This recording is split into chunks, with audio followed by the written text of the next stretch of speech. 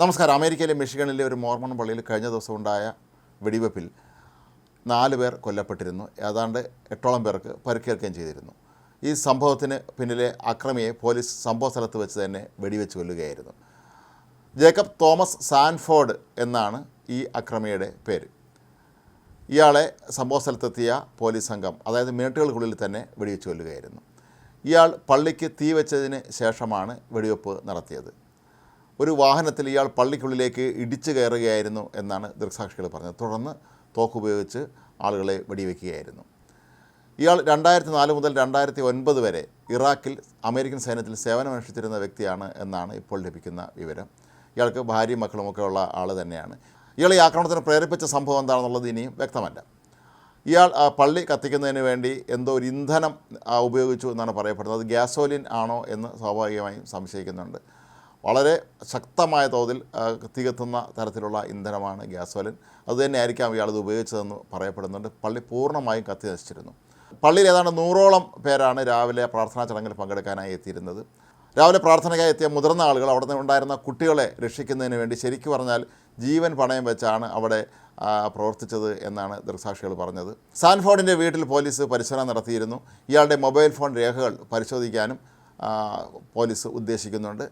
ഇയാളുടെ മറ്റ് പശ്ചാത്തലമൊക്കെ തന്നെ ഇപ്പോൾ അന്വേഷിക്കുന്നുണ്ട്. ഇയാൾ ഏതെങ്കിലും തീവ്രവാദ സംഘടനകളോ മറ്റോ ബന്ധപ്പെട്ടിരുന്ന ആളാണോ എന്ന് സ്വാഭാവികമായും സംശയിക്കുന്നുണ്ട്. അല്ലാതെ ഒരു അമേരിക്കൻ സൈനികനായിരുന്ന ഒരു വ്യക്തി, ഇറാഖിൽ ഇത്രയും വർഷം സേവനമനുഷ്ഠിക്കുകയും ചെയ്ത ഒരു സൈനികൻ എന്ത് കാരണം കൊണ്ടാണ് ഈ പള്ളിയിലേക്ക് ഇത്തരത്തിലുള്ള ഒരു ആക്രമണം നടത്തിയത് എന്നാണ് പോലീസ് ഇപ്പോൾ സംശയിക്കുന്നത്. ആശുപത്രിയിൽ പ്രവേശിപ്പിച്ചിരിക്കുന്ന പരിക്കേറ്റവരിൽ ഒരാളുടെ നില ഇപ്പോഴും ഗുരുതരമാണ് എന്നാണ് പറയപ്പെടുന്നത്.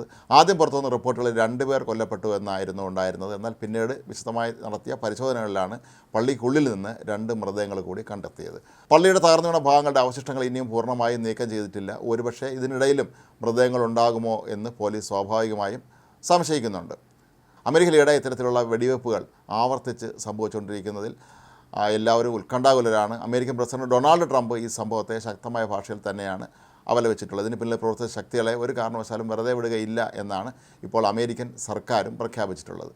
ഈ പള്ളിയുമായി ബന്ധപ്പെട്ടുണ്ടായ മറ്റൊരു പ്രധാനപ്പെട്ട കാര്യം, കഴിഞ്ഞ ദിവസമാണ് ഈ പള്ളിയുടെ കമ്മിറ്റിയുടെ അധ്യക്ഷൻ മരിച്ചത്. റസൽ എം നെൽസൺ എന്ന അദ്ദേഹം 101 വയസ്സുകാരനായിരുന്നു. ഈ പള്ളി കമ്മിറ്റിയുടെ ചരിത്രത്തിലെ ഏറ്റവും പ്രായം കൂടിയ പ്രസിഡന്റ് കൂടിയായിരുന്നു അദ്ദേഹം. അതിൻ്റെ ദുഃഖം മാറുന്നതിന് തൊട്ട് പിന്നാലെയാണ് ഇപ്പോൾ ഈ പള്ളിയിൽ ഇത്തരത്തിലുള്ള ഒരു ഭീകരമായ ആക്രമണം നടന്നത്. ഇയാൾ തനിച്ച് തന്നെയാണ് ആക്രമണം നടത്തിയത് എന്നാണ് ദൃക്സാക്ഷികൾ പറഞ്ഞത്. ഇയാൾക്കൊപ്പം തന്നെ ആരെയും കാണാനില്ലായിരുന്നു.